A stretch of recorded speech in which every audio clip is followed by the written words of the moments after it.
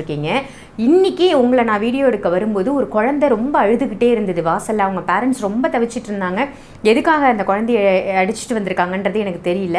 ஆனால் நீங்கள் கூட்டிகிட்டு வந்து கொஞ்ச நேரம் உங்களோட அறைக்குள்ளே வந்து கொஞ்ச நேரம் கழித்து அவங்க பேரண்ட்ஸ் திரும்பி போகும்போது ரொம்ப சந்தோஷமாக போனாங்க. அந்த அழுத குழந்தையும் அந்தளவுக்கு எனக்கு தெரிஞ்சு அந்த குழந்தைக்கு ஒன்று திருஷ்டி பட்டிருக்கணும், இல்லைனா இந்த பறவைகள் தோஷம், பட்சிகள் தோஷம்லாம் சொல்லுவாங்க. இந்த மாதிரி இருந்தால் தான் அந்த மாதிரி வீர்னு அந்த குழந்தைங்க கத்தும். இந்த மாதிரி இருக்கக்கூடிய குழந்தைங்களுக்கு என்ன மாதிரி நீங்கள் துவா ஓதுறீங்களா, இல்லை என்ன மாதிரி விஷயங்கள் பண்ணுறீங்க அந்த திருஷ்டி தோஷத்தை நீக்கிறது? இல்லாமல் வசதி அதிகமாக இருந்தால் அதுக்கு ஒரு கண்டிஷன் சொல்லுவாங்க. ஒன்று ஒரு வகைகள் இருக்குது. ஆனால் குழந்தைங்களுக்கு கண் திருஷ்டி படுமா அப்படின்னு கேட்டால் 100% ஃபஸ்ட்டு குழந்தைங்க தான். ஆனால் சயின்ஸ் படி பார்த்தீங்கன்னா இதெல்லாம் ஃபேக்கு, இதெல்லாம் ஒன்று இல்லவே இல்லைன்றாங்க. ஆனால் இது 100% உண்மை. எவ்வளோ வெளியேன்னு கார் வாங்கினாலும் சரி, எதனா ஒரு இடத்துல பார்த்தீங்கன்னா ஒரு கருப்பு வச்சுருப்பான்.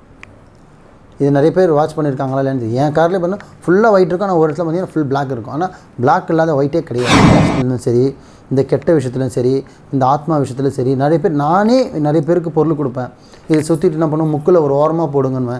சில பேர் என்ன பண்ணுவாங்க, முச்சீந்தில்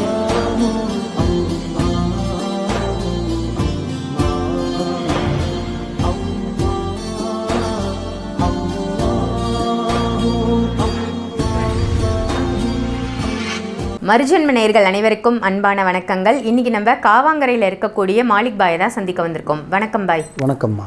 பாய், இன்றைக்கான டாபிக் என்னன்னு பார்த்தீங்கன்னா, இப்போது நிறைய பிரச்சனைகளுக்கு நீங்கள் தீர்வு கொடுத்துட்ருக்கீங்க. இன்றைக்கி உங்களை நான் வீடியோ எடுக்க வரும்போது ஒரு குழந்தை ரொம்ப அழுதுகிட்டே இருந்தது வாசலில். அவங்க பேரண்ட்ஸ் ரொம்ப தவிச்சிட்டு இருந்தாங்க. எதுக்காக அந்த குழந்தைய அடிச்சுட்டு வந்திருக்காங்கன்றது எனக்கு தெரியல. ஆனால் நீங்கள் கூட்டிகிட்டு வந்து கொஞ்ச நேரம் உங்களோட அறைக்குள்ளே வந்து கொஞ்ச நேரம் கழித்து அவங்க பேரண்ட்ஸ் திரும்பி போகும்போது ரொம்ப சந்தோஷமாக போனாங்க. அந்த அழுத குழந்தையும் அந்தளவுக்கு அழுகை இல்லை. எனக்கு தெரிஞ்சு அந்த குழந்தைக்கு ஒன்று திருஷ்டி பட்டிருக்கணும், இல்லைனா இந்த பறவைகள் தோஷம், பட்சிகள் தோஷம்லாம் சொல்லுவாங்க. இந்த மாதிரி இருந்தால் தான் அந்த மாதிரி வீர்னு அந்த குழந்தைங்க கத்தும்.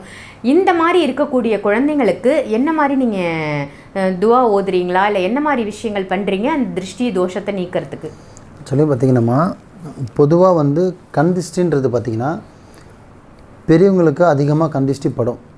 அது அவங்க பண்ணுற உடைகளாகட்டும், நகைகளாகட்டும், அழகில் சரி, அவங்களோட முடியிலையும் சரி, அவங்க பண்ணுற ட்ரெஸ்ஸிங்லேயும் சரி, புரியுதுங்களா, அவங்க கண் அழகாக இருந்தால் இதெல்லாமே ஒருத்தர் ஒரு திருஷ்டி இருக்குது. இது இல்லாமல் வசதி அதிகமாக இருந்தால் அதுக்கு ஒரு கண்டிஷன் சொல்லுவாங்க. ஒன்று ஒரு வகைகள் இருக்குது. ஆனால் குழந்தைங்களுக்கு கண் திருஷ்டி படுமா அப்படின்னு கேட்டால் 100% ஃபஸ்ட்டு குழந்தைங்க தான் தாக்கும். ஏன்னா ரொம்ப பலவீனமானதுங்க குழந்தைங்க, சென்சிட்டிவானு சொல்லுங்களா, அந்த மாதிரி ரொம்ப பலவீனம் இந்த அதுக்கு தான் பார்த்தீங்கன்னா ஃபுல்லாக மேக்கப் பண்ணிட்டு ஒரு துளி திருஷ்டி போட்டு வைப்பாங்க. அது இங்கே ஒன்று வைப்பாங்க, இங்கே ஒன்று வைப்பாங்க. எதுக்கு வைக்கிறதுனா அவங்களாம் வச்சவங்களாம் பைத்தியக்காரன் கிடையாது.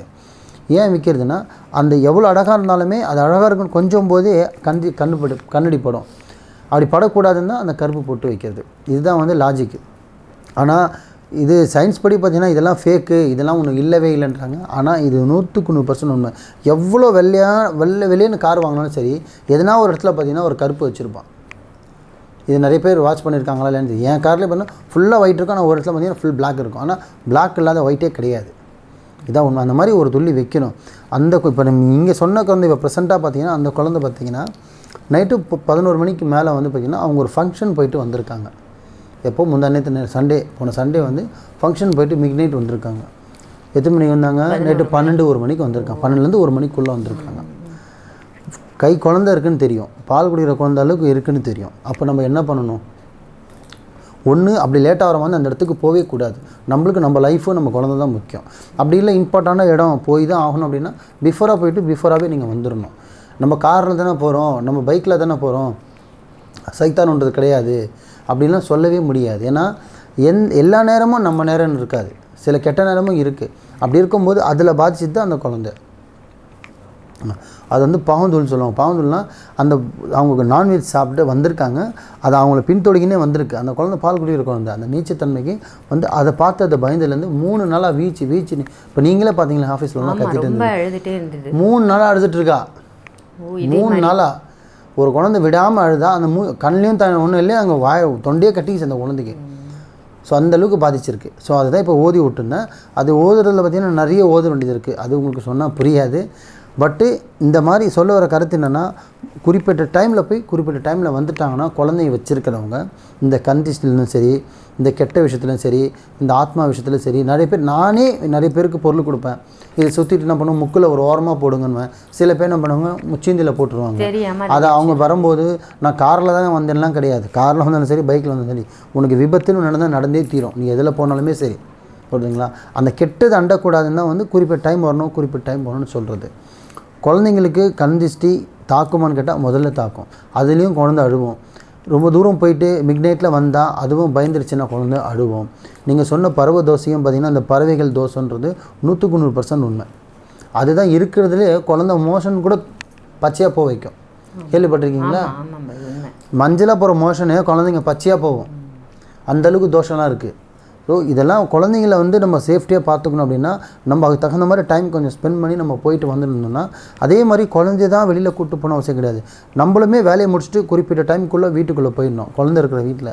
அப்படி இல்லைன்னா வெளியில் இருந்து கை காலை அலம்பிட்டாவது வீட்டுக்குள்ளே போகணும். வீட்டுக்கு போய் குளிச்சுட்டு நீங்கள் குழந்தைய தொடணும். நம்மளாங்க எப்படி 12 மணிக்கு போனால் கவுத்து வந்தோன்னா அது வீடியோ கேமில் இருக்கும், அப்பான்னு உடனே மடியில் இருக்கும். நம்ம என்ன பண்ணோம், பாஸ்டரில் எடுத்து கொஞ்சிடுவோம். நம்மக்கிட்ட எவ்வளோ கெட்டது வெளியில் சுற்றி நல்லது இன்பம் துன்பம் எல்லாம் பார்த்துட்டு கண்ட எதிர்த்து வீட்டுக்குள்ளே எடுத்துன்னு வந்தால் அப்போ அது வீடு எங்கள் குழந்தை என்ன ஆகும், பாதிக்க தானே செய்யும். விஷயம் குழந்தைகிட்ட என்றைக்குமே வராது, நம்மக்கிட்ட இருக்க விஷயம் தான் குழந்தைகிட்ட போகுது.